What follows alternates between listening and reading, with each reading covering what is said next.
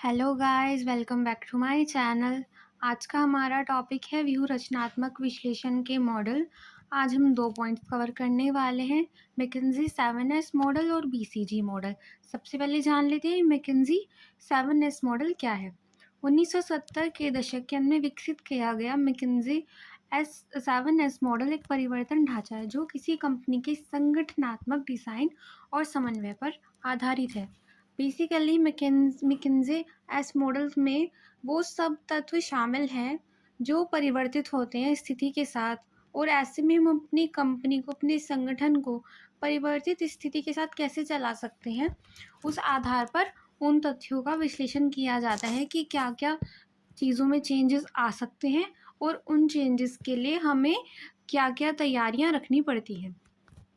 इसका उद्देश्य यह दर्शाना है कि 7 प्रमुख तत्वों की परस्पर प्रक्रिया के इर्द गिर्द रणनीति बनाकर संगठनात्मक परिवर्तन का प्रबंधन कैसे किया जाए।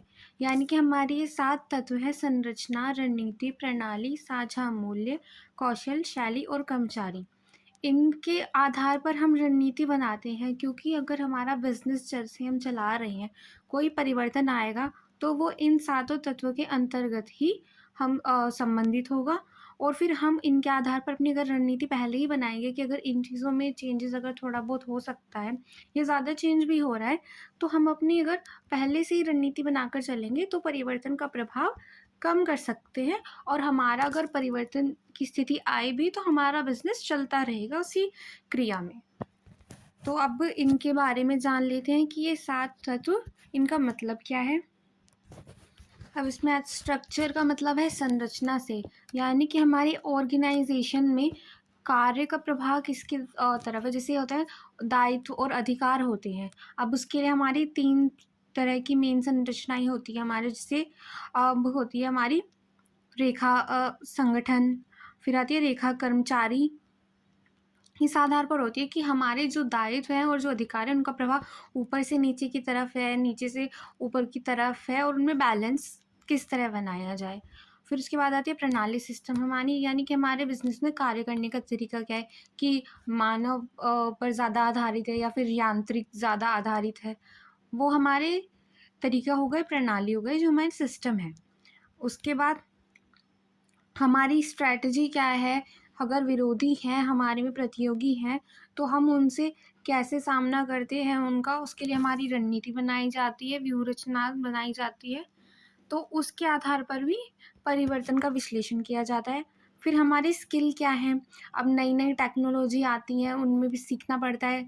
जो पहले हैंड रिटन वर्क होते थे वो कंप्यूटराइज हो गए हैं, तो टेक्नोलॉजी के साथ भी चलना पड़ता है और अपनी स्किल को हम इम्प्रूव करते रहते हैं। अब कर्मचारी, अब जैसे हमारी टेक्नोलॉजी चेंज हुई, पहले कर्मचारी वही अब खुद से लिख के काम कर रहा था, मैनुअली काम कर रहा था, अब वही कर्मचारी मशीन से काम कर रहा है। और फिर ऐसा होता है कुछ कर्मचारी फिर हमें क्या करने पड़ते हैं, नए हायर करने पड़ते हैं नई टेक्नोलॉजी की अंतर्गत, और पुराने कर्मचारी कुछ रिटायर हो जाते हैं। तो इस आधार पर कर्मचारियों के परिवर्तन का विश्लेषण किया जाता है। फिर शैली, यानी कि हमारे काम करने का क्या स्टाइल है, क्या शैली है, कि हम किस चीज़ को ज़्यादा प्रायोरिटी देते हैं, उस आधार पर हमारी शैली का निर्धारण किया जाता है। और साझा मूल्य, शेयर वैल्यू, यानी कि मूल्य तो मेन पॉइंट है ही। मूल्य के आधार पर ही हमारे लाभ वगैरह लाभ होता है, हमारी बिक्री की जाती है उस आधार पर ही। तो ये 7 तत्व, इनका विश्लेषण किया जाता है कि अगर इन तत्वों से संबंधित परिवर्तन हो रहा है हमारे संगठन में, तो उसके लिए हमारी रणनीति तैयार रहे। ये मैकिन्से 7S मॉडल के अंतर्गत आता है। अब इसके बाद आता है हमारा बोस्टन कंसल्टिंग ग्रुप विचारधारा। बोस्टन कंसल्टिंग ग्रुप मॉडल सबसे अधिक प्रचलित पोर्टफोलियो मॉडल है, इसलिए इसे पोर्टफोलियो नियोजन मॉडल के नाम से भी जाना जाता है, क्योंकि इसमें समग्र पोर्टफोलियो के भीतर प्रत्येक व्यवसाय खंड के लिए निगम व्यूह रचनात्मक परिदृश्य का ध्यान रखते हुए संसाधनों का आवंटन करना सम्मिलित है।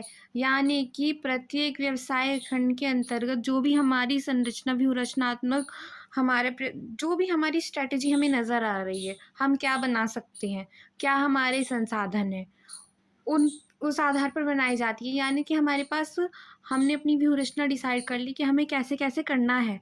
हम उस आधार पर अपने संसाधनों को बाँट देंगे। जैसे कि हमने अपना हमारे पास 5 सेल्समैन हैं। हमने वहाँ पे देखा कि किस जगह कॉम्पिटिटर ज़्यादा है, किस जगह कॉम्पिटिटर कम है। हमारे पास साधन हमारे 5 हो गए, तो हमने व्यूह रचना बनाई है कि जहाँ पे हमारे कॉम्पिटिटर ज़्यादा है कि हम वहाँ पे ज़्यादा अपने सेल्समैन को भेज रहे हैं। जहाँ पे हमारे कॉम्पिटिटर है ही नहीं, वहाँ पे एक ही सेल्समैन जाएगा हमारे, वो सारी चीज़ें बेच आएगा।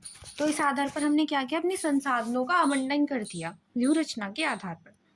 अब इसमें 3 पदों को शामिल किया जाता है। सबसे पहले आती है, एक कंपनी को व्यावसायिक व्यूहरचना इकाई के रूप में विभाजित करना।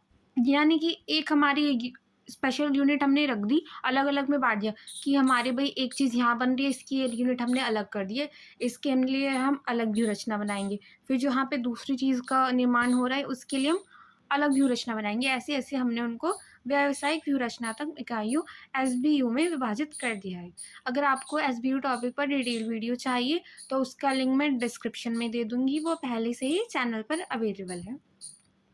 उसके बाद आते हैं मैट्रिक्स के माध्यम से प्रत्येक व्यवसाय इकाई की तुलना करना, जो प्रत्येक इकाई के संभावित भविष्य को दर्शाती है। यानी कि हम क्या करेंगे, एनालाइज़ भी करेंगे कि उसका भविष्य क्या होगा, वो कैसी चल रही है, उन्नति पर चल रही है, अवनति पर चल रही है। जैसे कि हमने 2-3 प्रोडक्ट बना रहे थे, एक प्रोडक्ट का भविष्य हमारा बहुत अच्छा लग रहा है, बहुत अच्छा रिटर्न आ रहा है, प्रॉफ़िट आ रहा है बहुत अच्छा, और दूसरे में हमारे जो उसकी लागत मूल्य है, वो भी मुश्किल से कवर हो पा रही है।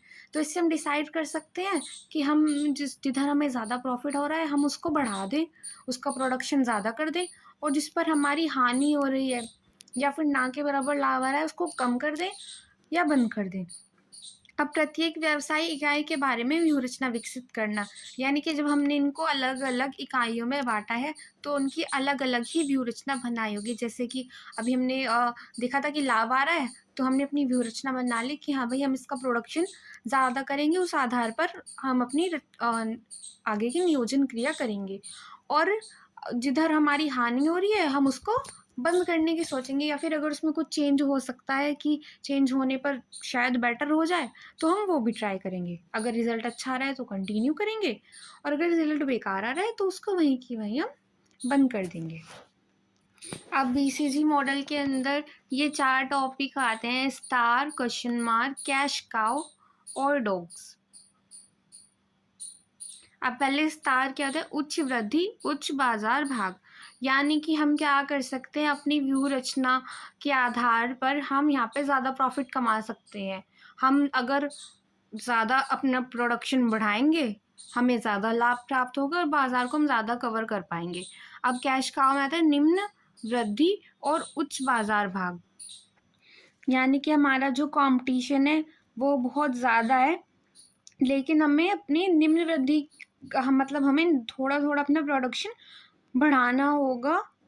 उच्च बाज़ार खंडों में प्रयोग किए जाने वाले हमें रोकड़ प्रवाह को बढ़ाना होगा, यानी कि हमें अपने कैश फ्लो को बढ़ाने की कोशिश करनी होगी। उसके बाद आते हैं हमारे क्वेश्चन मार्क, यानी कि इसमें हमारा कॉम्पिटिशन तो बहुत ज़्यादा है, पर अभी फ़िलहाल हम कॉम्पिटिशन पर ज़्यादा ध्यान ना देकर अपने लाभ को बढ़ाने की कोशिश करते हैं और व्यूह रचनात्मक हानियों पर अपने उसको व्यवसाय को चलाते हैं। यानी कि हम क्या करते हैं, अपने प्रोडक्ट का प्राइस हम कम कर देंगे, तो इससे क्या होगा, हम एक तरह से अपने प्रतियोगियों पर आक्रमण करेंगे, या फिर उसको छीनने वाली रणनीति भी कहा जाता है। अब उसके बाद आता है डॉग्स, निम्न वृद्धि या निम्न बाजार भाग। अब इसके अंतर्गत क्या होती है, हमें प्रतिस्पर्धात्मक हानि होती है। यानी कि क्या होती है, हमारी प्रतिस्पर्धा भी हमारी काफ़ी ज़्यादा हो रही है और हमें इतना प्रॉफिट नहीं मिल सकता। तो हम क्या करते हैं, कटौती करना शुरू कर देते हैं अपने एम्प्लॉयज़ वगैरह की, या फिर हमें व्यवसाय बंद करने की तरफ ध्यान देना पड़ता है। तो इसमें जो हमारा स्टार है, उसमें क्या होता है, उच्च वृद्धि और उच्च बाजार भाग। फिर उसके बाद आता है हमारे कैश काउ, यानी कि निम्न वृद्धि पर उच्च बाजार भाग। फिर हमारे क्वेश्चन मार्क, उच्च वृद्धि, निम्न बाजार भाग। और डॉग्स हमारा निम्न ही वृद्धि और निम्न ही बाजार भाग।